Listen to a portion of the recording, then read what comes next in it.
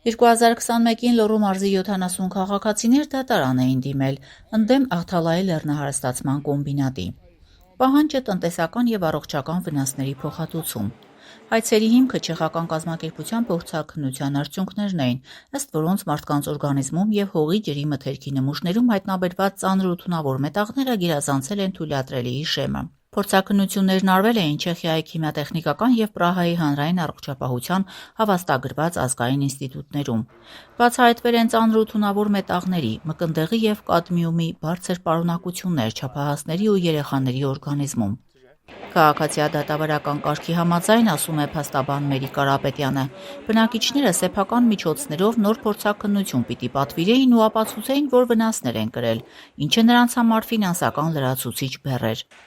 Թերի օրենսդրության պատճառով փաստաբանական թիմը փակուղու առաջ էր։ Որևէ այլ տարբերակ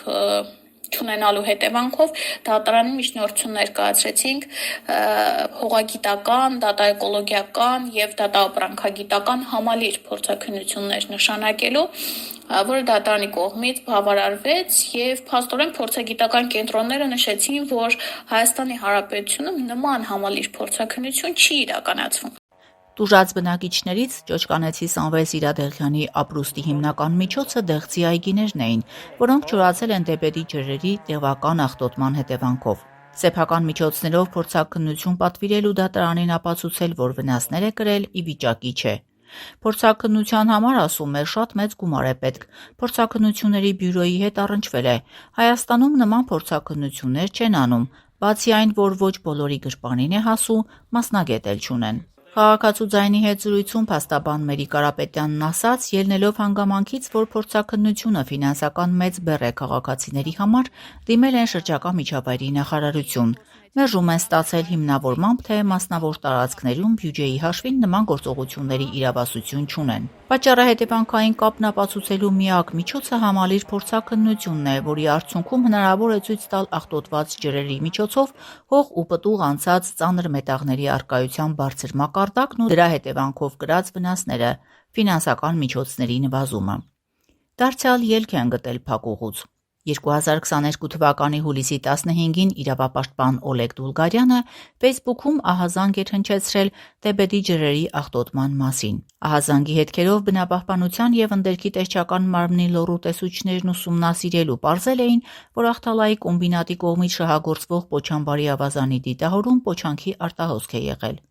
Հուլիսի 28-ին այդ դեպքով Լոռու մարզային քննչական վարչության Թումանյանի քննչական բաժնում քրեական վարույթ էր նախաձեռնվել։ Նշանակվել էր դատաշինարարատեխնիկական, դատաէկոլոգիական եւ դատաքիմիական համալիր փորձաքննություն։ 2025-ի ամռանը փաստաբան Մերի Կարապետյանը դատարանին միջնորդել էր այս փաստով հարուցված քրեական գործով նշանակված համալիր փորձաքննությունների եզրակացությունները որպես ապացույց ներգրավելու հարցը, ինչը եւ բավարարվել էր։ Արդյունքում վերոնշյալ բնակավայրերի մի շարք բնակիչներ, որոնց հողամասերը ոռոգվում է դեպետի ջրերով, քրեական գործով տուժողներ են ճանաչվել կոմիտեի կողմից։ Գիտեինք, որ քննչական կոմիտեում ջրերը աղտոտելու վերաբերյալ, մասնավորապես դեպետ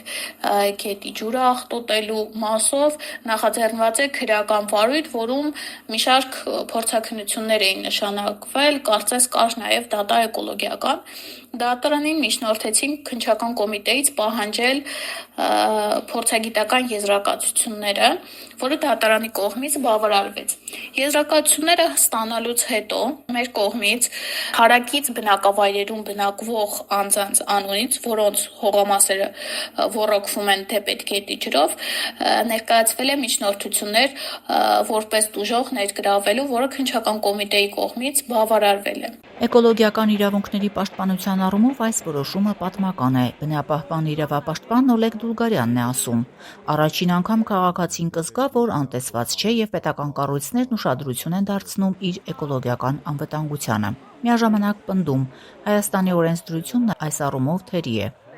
Նրա ղեկավարած համայնքային համախմբման եւ աջակցության կենտրոնի ջանքերով եւ քիմիական աղտոտման հարցերում մասնագիտացած չեխական Արնիկա կազմակերպության փորձաքննության արդյունքներով են այդ մարդիկ դատարան դիմել։ Այն, որ դեպետ գետի աղտոտման հետ կապված քաղաքացիները ճանաչվել են որպես տուժող քննչական մարմնի կողմից, դա նախադեպ է Հայաստանում եւ ամենակարևորը այն է,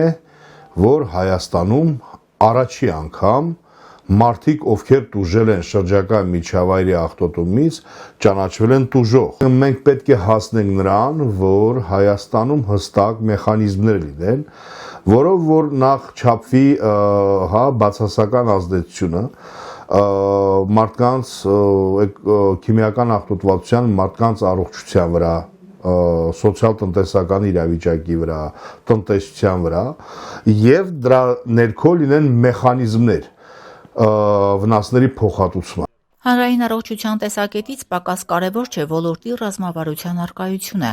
Եթե օրենսդրորեն ամրագրվեն աղտոտվածությունից տուժած կամ աղտոտված վայրերում ապրող մարդկանց առողջության գնահատման մեխանիզմները, քաղաքացին շատ ավելի պաշտպանված կզգա իրեն։ Բացի վնասների փոխհատուցումը պիտի մշակվեն նաև կանխարգելիչ մեխանիզմներ։ Նախադեպային այս որոշումը իրավապաշտպանը ընդառաջ քայլ է որակում օրենսդրության լավարկման ճանապարհին։ Բնականաբար տվյալ քաղաքացիները բացի տուժով ճանաչվելուց նաև պետք է անցնեն որոշակի ճանապարհ։ Շատ կարևոր է այն հանգամանքը, որ Հայաստանում 70 քաղաքացիներ, որոնք որ